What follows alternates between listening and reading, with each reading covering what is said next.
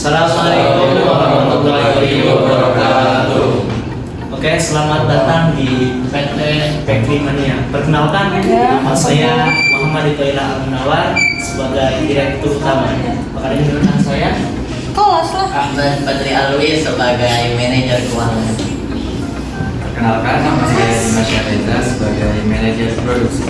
Perkenalkan, nama saya Ustaz sebagai Manajer Pemasaran. Perkenalkan, nama saya Muhammad Rizky Saputra sebagai Manajer Pemasaran.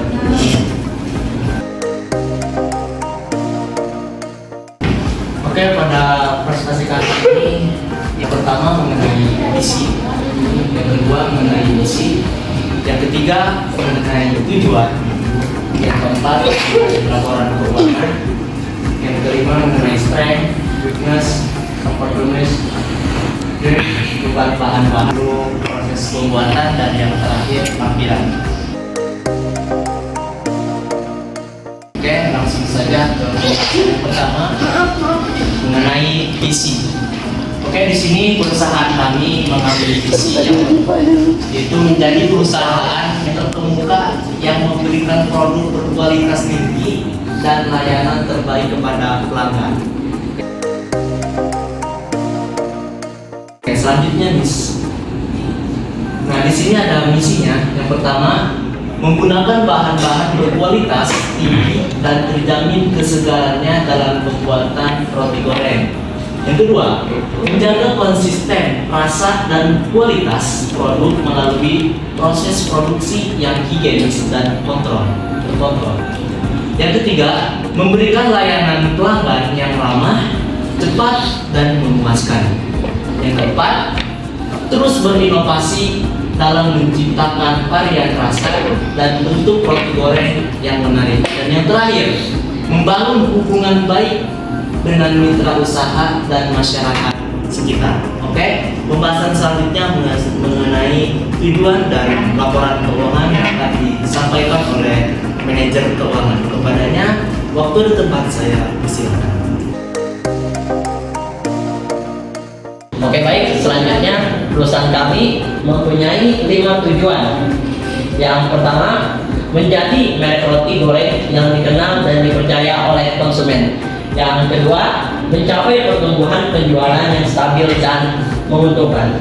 Yang ketiga, memperluas jaringan distribusi dan outlet penjualan ke wilayah yang lebih luas. 4. Mengembangkan keterampilan dan pengetahuan karyawan melalui pelatihan berkala. Yang kelima, berpartisipasi dalam kegiatan sosial dan menjadi perusahaan yang bertanggung jawab secara lingkungan. Baik, selanjutnya yaitu ada laporan keuangan dari perusahaan kami.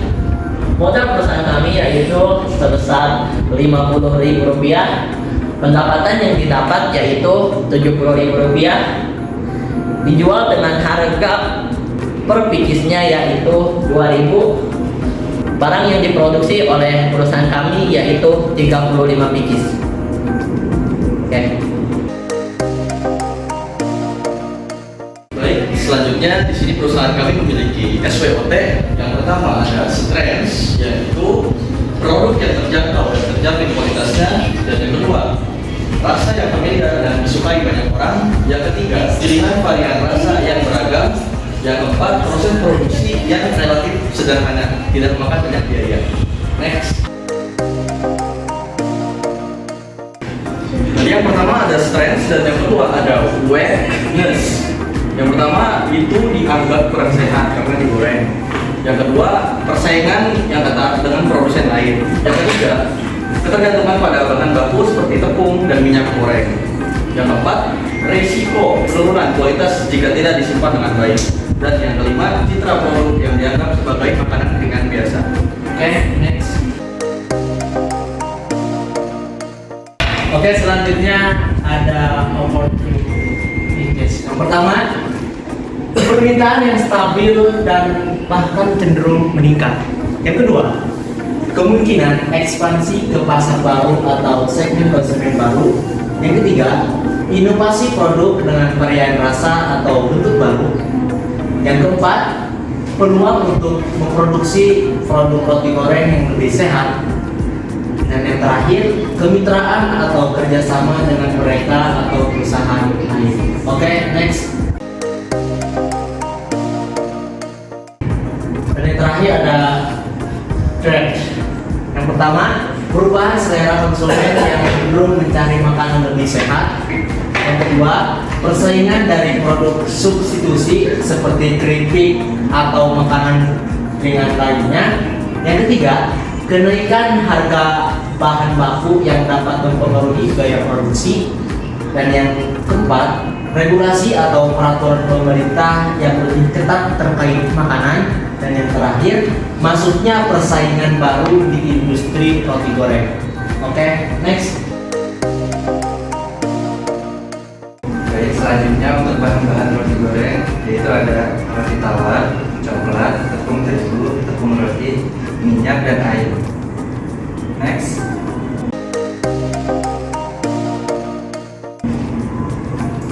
Untuk proses pembuatannya, pertama-tama siapkan bahan-bahannya terlebih dahulu yang tadi sudah disebutkan. Selanjutnya kukus roti tawar terlebih dahulu ke dalam steamer selama 7 menit. Kemudian siapkan tepung terigu dicampur oleh air 100 ml dan tepung roti ke dalam baskom kecil. Selanjutnya angkat roti tawar yang telah dikukus, kemudian kita tiriskan selama 3 menit. Setelah 3 menit kita siapkan roti tawar, kemudian taburi dalam coklat lumer dan dilipat seperti balon. Selanjutnya celupkan roti tawar yang sudah ditaburi oleh coklat lumer ke dalam adonan tepung terigu. Kemudian celupkan roti tawar yang sudah dibaluri adonan tepung terigu dalam tepung roti yang telah disiapkan. Selanjutnya siapkan wajan, kemudian didihkan minyak selama 3 menit. Setelah mendidih, kita celupkan roti tawar yang sudah ditaburi tepung roti ke dalam wajan sekitar 3 menit. Kemudian kita angkat dan disajikan. Next. Dan berikut ini ada lampiran mengenai NIM, nomor induk berusaha. Nah, kemudian di sini ada nama pelaku usaha yang dimana pelaku usahanya bernama Dimas Sahreja, yang dimana Dimas Sahreja ini salah satu manajer produksi. Alamatnya Kampung Cap Jaya, Desa Kelurahan Sukajaya, Kecamatan Cabubung, Kabupaten Bekasi, Provinsi Jawa Barat.